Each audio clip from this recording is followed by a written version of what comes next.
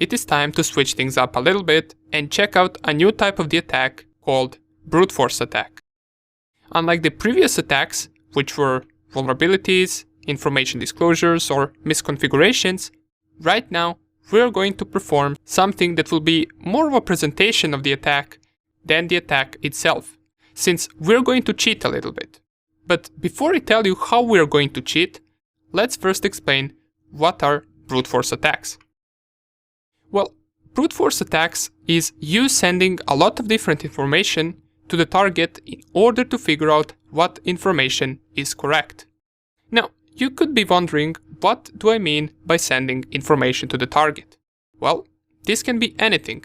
In 99% of cases, it is usually usernames or passwords, so we send a lot of usernames and a lot of passwords and hope that we by accident hit the correct one. And when is this useful? Well, you usually perform this attack to see whether the target has default credentials or weak passwords.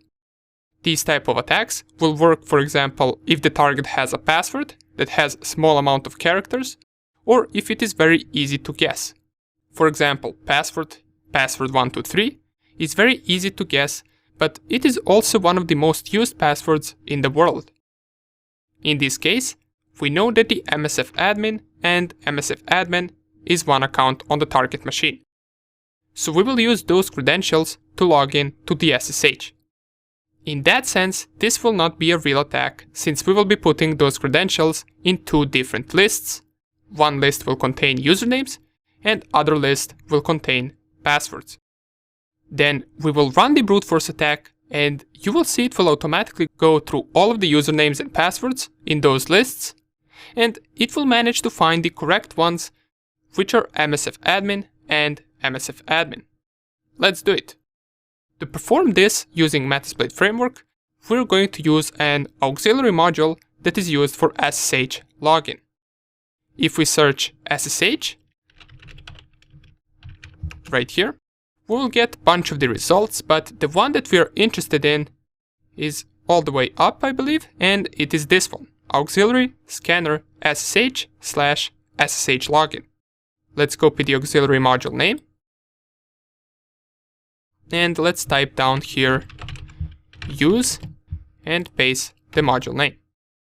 If we type show options for this module, we can see we have a lot of options available to specify. Keep in mind that only some of them are required and a lot of them aren't, as we can see by this column right here. Let's see what are the things that we need in order for this brute force attack to work. We got the brute force speed, and this is how fast it will try the passwords. We can specify a single password or a password file, and we will be going with the password file in our case. We must specify the R hosts, which is the IP address of the target. The R port is the SSH port on the target machine, and let's just double check, it is 22 here, and it is also 22 in our scan, so that is already set correctly. Here we can also set the username, and this username field is a single username, or we can set the user file, which will be the file containing a bunch of usernames. Another possible option that we can do is set user pass file. And what this user pass file is a file containing both usernames and passwords. As it says right here, file containing users and passwords separated by space, one pair per line. Now for this particular attack, we're going to be using a password file and a user file separately. So what we must do first is we must create those files. Let us open another terminal, navigate to the desktop of our Mr. Hacker account, and let's nano usernames.txt. This will be our list containing usernames. And let's just, for the purposes of this tutorial, write a few of them. So admin root test123. Let's go with the system and MSF admin. We must add the correct one in order for the SSH brute force to be able to find it. And after it, let's add one more.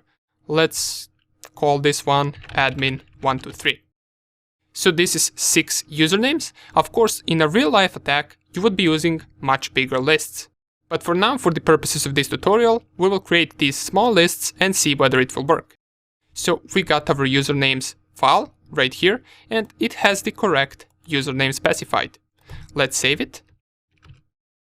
Now we need to do the same thing with the password, so let's nano passwords.txt.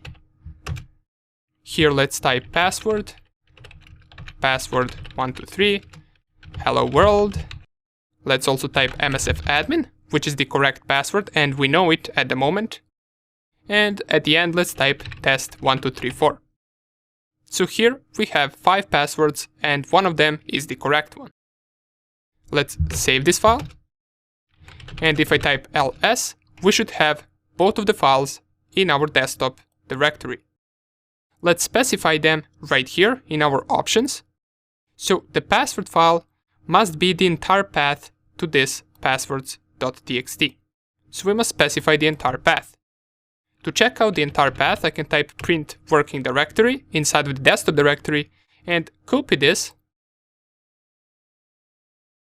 And inside of our Metasploit framework, we can type set pass_file and then paste the path, add slash, and then passwords.txt. This now set the path to the pass file to be this path right here. And we must do the same thing for the usernames. Let's type set user_file, paste the same path right here, and add, instead of passwords.txt, let's add usernames.txt. Press enter, and if I type show options once again, let's see what else do we need to specify. Here the password file and the user file has already been specified, but we must also specify the rhosts for this to work. So let's do it. If I type set rhosts, type the IP address of my Metasploitable, clear the screen, and I check out options once again.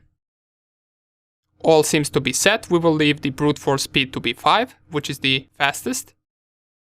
And one more thing that we want to change is this verbose right here. This is currently set to false. We want to set it to true. And this verbose means that it will print out even the failed usernames and passwords. It will not only print the successful login. Let me show you right here. If I set verbose to be equal to true, clear the screen and run this, here it is. It started our attack. It is going to try every single combination of usernames and passwords from those 2 files.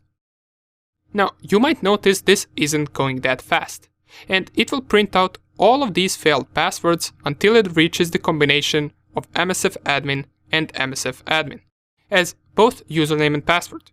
Let's wait for that combination to come. And here it is.